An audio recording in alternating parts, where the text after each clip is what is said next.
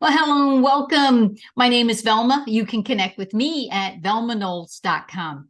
This is all about your leadership chat. What does that mean? You get to listen in on valuable insights from valuable leaders just like you. I want to encourage you to go ahead and subscribe so that you never miss another episode. And if this is of value to you, please share the nuggets that you're going to take away from all these great leaders. Hey, please give a big welcome to my special guest and your valuable leader, Laura Gallaher. Laura, welcome to your leadership chat. Thank you for having me. Hey, I'm super excited to have you here, and I have been looking forward to this. So thank you so much for signing up and being willing to share your wisdom. Absolutely. It's my pleasure. All right, cool. To kick us off, I always love for the guests to share something about who they are and about what they do with the listeners. So could you do that for us? Absolutely. So, one thing about my identity that I actually really love is that I am an organizational psychologist. Ah, So, okay. I know it always brings up some of that, like, ooh, psychologist, I'll be careful what I say now. Right. What am I thinking? Yeah. And what I always tell people is, you know what? I'm a human before anything else. Yeah. So, most of the time when I'm in conversation, I'm just being a human and I'm talking to another human, and that's all it is. Okay. And as far as being a psychologist, I've always been fascinated by people. I Mhm. just think we are so complex Right. and so interesting. Yes. Sometimes people are like, I don't know, I'm pretty boring. I'm like, no, you're not. Now, if we just get down a little bit, like if we just get down into some of that juicy goodness, we're all so interesting. Wow. I love That's that what I the descriptor, that adjective. You had the juicy goodness. Oh my gosh. I Right? I mean, when humans when we drop some of the shell and we just Yeah. start to really talk about who we are and what we want and how we feel, oof, You that's the are stuff of talking life. my language. Yeah. How you show up, how how you speak up, and how you make others feel appreciated and valued. Bam, Yeah. hands down. But it all starts with you, and it starts on the inside first, right? Leadership is an inside job. Oh, okay. Absolutely. So you're an organizational psychiatrist, Psychologist. psychologist, no medication, Psychologist. Yeah. no medication. Okay, good. Right. Big difference. Yes. And then, so tell us a little bit about what you do. So I apply the science of human behavior Mhm. to drive organizational performance. Oh, okay. Yes. Right. I mean, there's so many leaders inside organizations that they know what they want Yeah. in terms of really being able to inspire the team and motivate them and get along well with everybody, collaborate, get people on the Yeah. same page. But people get challenging, right? Like it's difficult. And so what we do is we use all the things we've been able to learn about the science of how humans actually operate, what truly drives our behavior, Mhm. which it's a lot of things, by the way. And Right. to understand that in the most comprehensive way possible really equips leaders to be able to drive organizational performance in a way that is actually fueling what the individuals also want for themselves. Okay. All right. Very Yeah. cool. So I hope we unpack some of this Yeah, today, of course. because I'm very interested, and I know if I am, and I love the fact of just understanding yourself better and then understanding people better, so that you have greater collaboration, communication, and have this sense of belonging. People feel like Yes. I belong here in this company. I belong with this. These are my people, my tribe.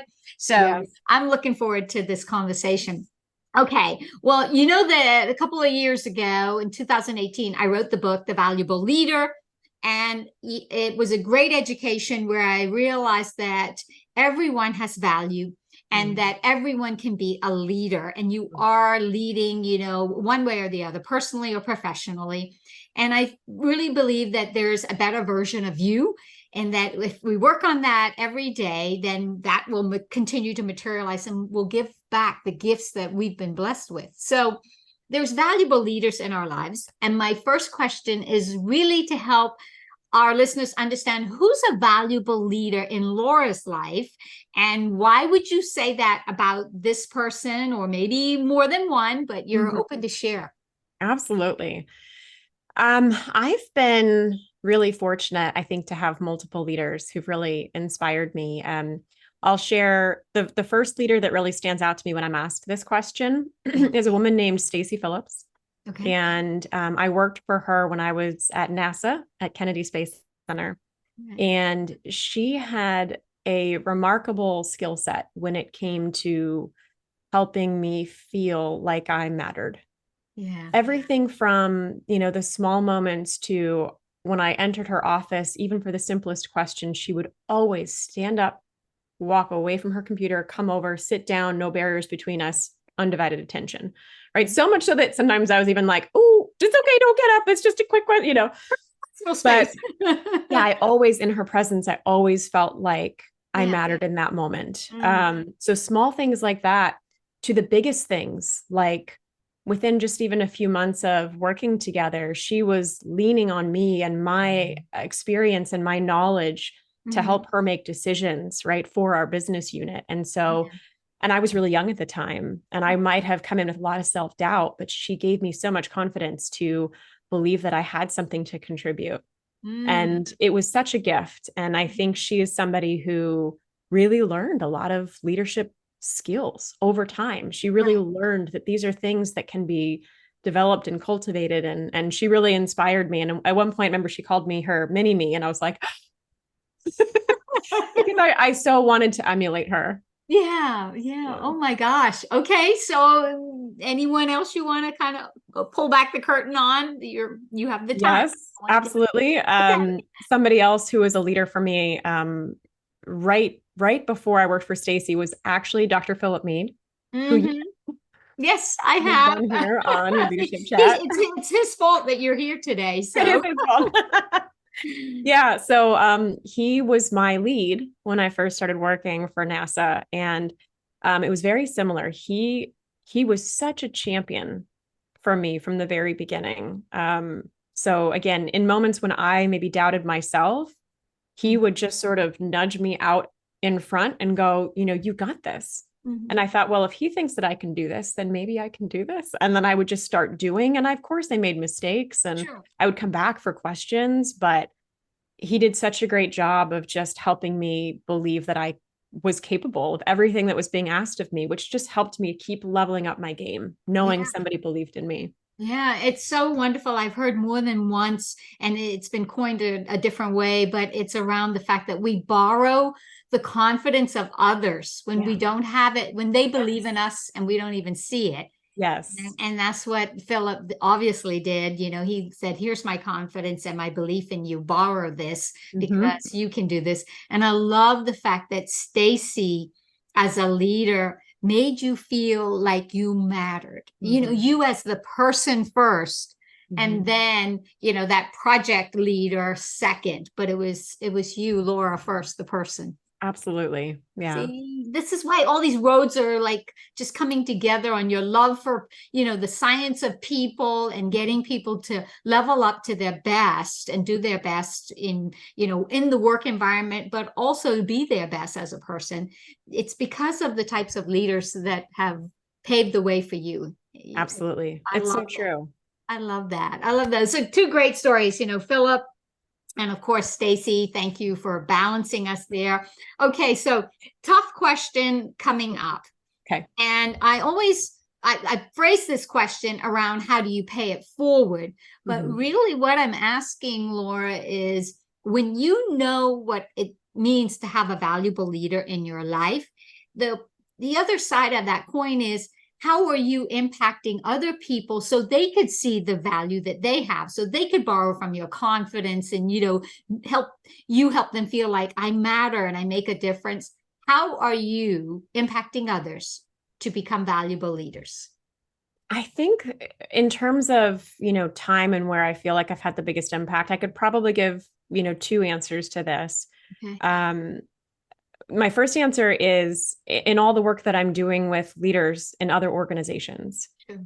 right? So there are so many leaders that I'm working with who are, in some cases, they're relatively new to the role. In other cases, they've been a leader for a very long time and they're still just running into obstacles that they've maybe run into since forever in being a leader. And Right. it's something that's getting in their way of really feeling like they can have that kind of breakthrough moment. And so most of what we do in the work is to elevate their self-awareness, figure out what's really driving their behavior, right? How are they making the choices that they've made? And what other choices are available to them? And then helping them just get unstuck. Wow. Because people can get stuck for a variety of reasons. Mostly they have a payoff for doing things where they've always done it. Mm-hmm. And if they don't know what those payoffs are, they can say they want to change and they never will. So Yeah. doing that deeper work, really being able to apply the science of human behavior to say, hey, listen, you're not broken or wrong that you keep doing the same thing, even though you say you want to change. Mm-hmm. This is something that you're doing because it's offered you something on a pretty deep level. Let's just figure out what that is. Because Yeah. once you know what that is, you can get that same payoff met a variety of ways, including changing the behavior here, but still getting the payoff here. Mm-hmm. Oh my goodness. Okay. So I want to dig a little deeper because you've got my curiosity. And if you have mine, I know you have the listeners here. But tell us, like, what are one or two things that you do when you talk about apply the science of human behavior? What's that Yeah. application? Tell me a little bit more. Unpack that for us. Yeah. So I'll stick with this example of payoffs because I think it's one of the most valuable concepts that we bring. And that is, so when you think about how you behave every day, a lot of it you might have historically called personality, right? I always put air quotes on personality. Yes, me too, because I think personality and behavior is two different things. Yeah. Well, and personality just comes with certain connotations, like it is what it is, nothing to be done about it. It's just my personality. No, yeah. Is it, and like, of course, that's not true. You know that. Right. And so instead of thinking of it as a personality, if we think about how we show up behaviorally as a choice, I'm choosing these behaviors. So a payoff says the science of human behavior teaches us that we always behave in ways that we think are useful to us personally, always. Mm. And people are like, but I keep doing this and it's self-sabotage, or I keep doing this and it's not effective, Right. but I keep doing this and I don't want to do this. And I'm like, part of you doesn't want to, and part of you does. The part of you that does want to keep doing this behavior that you say you want to change, that's where the science really comes in. It's being able to understand on that psychological level, Right. what need is being met here for you to keep engaging in that same behavior. Yeah. So for leaders, for example, many people, tell me if this is you, many people like to feel, smart, good at their jobs. You Yes. think? I'd love to feel smart. Just a little bit. So, we regard that as competence, right? And so a lot of leaders become leaders because they're really good at the job they do. Right. They feel really competent. And so they know once they're a leader, they're supposed to delegate, they're supposed to empower, they're supposed to give away control. All those words, right? All those buzzwords, right? But they're Right. like, oh, no, I'm supposed to do that because I'm a bottleneck otherwise, and I've got to develop the team, and I want them to feel like they have utility. Right. But they keep holding on to stuff. They keep doing stuff. They keep micromanaging. And so they want to be able to look at what's driving this behavior. And it's a desire most of the time to feel competent because they feel competent in doing the thing. That's how they've always known competence for How themselves. to get competence, right? Is by doing it. How to get that payoff met. Right. And so it's about reconceptualizing what that means. What does it mean to be competent now that you're a leader? In some cases, a lot of our clients do actually play roles of leader and individual contributors. So it's extra difficult for them to straddle. Right. And leadership competence can look very different. It's not about doing the thing. Right. It's not about having super strong opinions. I mean, sometimes it's about, okay, how do I feel competent then? Maybe my competence now is about holding enough space for the people who work for me to generate ideas. And then they do, and then, okay, look at that, they're running with it. Exactly. And so it's things like that. It's understanding on an emotional level what's driving us to continue to engage in the behaviors that we say we don't want to do anymore. Right. Oh my gosh. I'm sure when you go into companies and there's probably some hesitation from the folks that are the leaders that you're going to be working with, because they're like, okay, I'm going to get analyzed, but I love the fact that you say, you're not trying to change someone's personality. you're really trying to understand why the behavior is happening. And behavior is a choice. We choose how we behave. We make those conscious decisions, but we might not understand what really is either driving that decision, which I love the fact that you dig deeper on that and get to what is the payoff. And then on top of that, you don't just say, okay, so what is driving it? You're also saying, how do we redefine what it means to now, as a leader, have that particular payoff met, whether it's competence or some other, valuable trait a quality we want in our life as part of that satisfaction. So I love the fact that you don't just say, let's figure it out, what is driving it for the payoff, but you also say, how do you get that payoff and continue to get it in other ways? In another way. Oh, it's beautiful. Yeah, it creates so much flexibility. You just took something that was really perceived as highly complex science, and you broke it down for us. And I love that. And I'm sure that your clients and those that you work with appreciate that, just that approach to making things simple that seem to be really complex, but simple in the sense of understanding, not simple in the sense of, going through that process, because it's tough. It's some heavy lifting, Absolutely. And we're all self-deceived.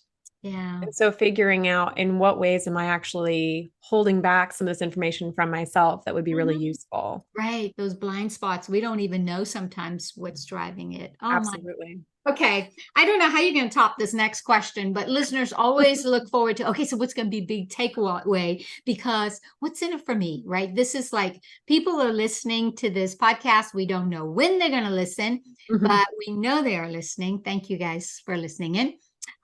Share one big takeaway, Laura, that you would give to our listeners on how they can become valuable leaders in their own lives. What would you say? So I'm going to lean on one of my absolute favorite concepts in this work. And from my lens, it's probably the deepest concept that there is. Ooh. Going deep. Okay, I'm loving it. So I think the number one thing that leaders can do to be more effective as leaders in their own lives is to practice self-acceptance.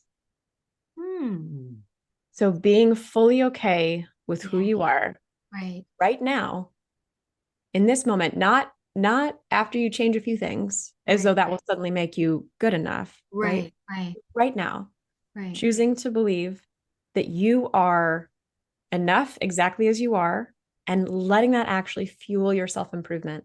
Because the thing that gets in the way of us being able to recognize things like payoffs, right, is not being self-aware.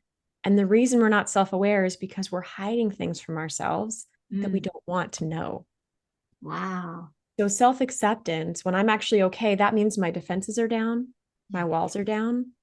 I'm okay with being vulnerable. That invites vulnerability from other people, which is how actual connection occurs, right? Get that tribe feeling you were talking about. Yes. And self-acceptance is a practice, and it's a journey. I have this journey tattoo right here, right? Like you're living what you're saying. Living it. Love it. It's a practice. It really is. And it's also a choice. Yeah. It's a choice at any moment in time to practice self-acceptance. And as soon as a leader, for example, maybe makes a mistake, probably their go-to is to beat themselves up, really put in themselves. And they think that they need that inner critic. They think that they kind of need that self-lashing in order to actually grow or improve or not make the mistake again. And that's not real. Right. Self-acceptance is actually the most effective way and the fastest way for us to actually grow and develop and improve. Right. I love that. And it really speaks to the core of the valuable leader. And because I never personally, and those that know my story and know me, they know that I never felt like I was a valuable leader, that I was good enough. So it was always striving, that constant drive. And most people were in that frame because we've allowed someone else to define what is success. And it wasn't until a greater self-awareness, right? A lot of different mentors pouring in, and then you having that understanding that you accept who you are for being the valuable person that you are, and then not settling for staying there, knowing that there's so much more for you. So, Yeah. and you have so much more potential. And that's, I love the fact that you, when you said,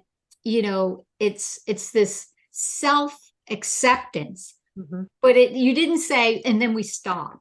You Right. settle, but then you let it fuel was your word. And I love that. You let Mhm. it fuel your desire and your persistence to just develop yourself even more. Absolutely. Yeah, because self-acceptance is not the opposite of self-improvement.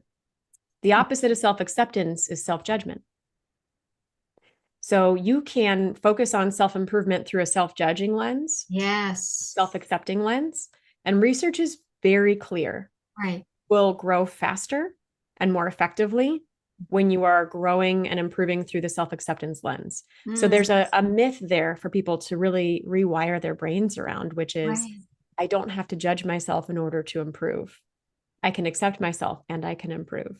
Yeah. Oh, I love that. What a great big takeaway. Drop the mic. Where, Yeah. we were talking about mics earlier. You just dropped the mic on that one. Mhm. Self-acceptance is the fastest way for self-improvement.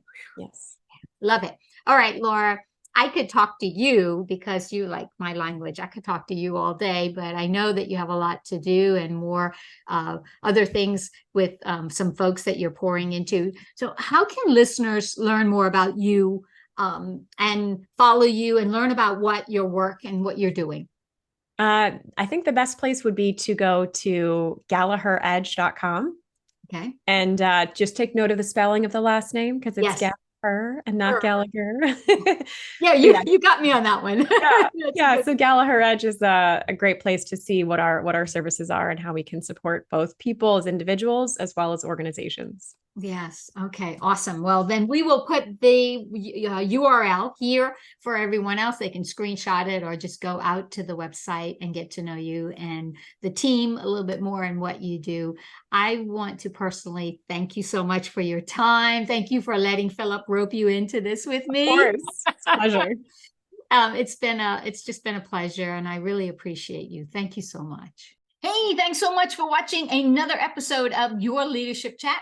I hope that you've enjoyed this video. Make sure that you hit the subscribe button here and tap that bell icon so that you never miss another episode.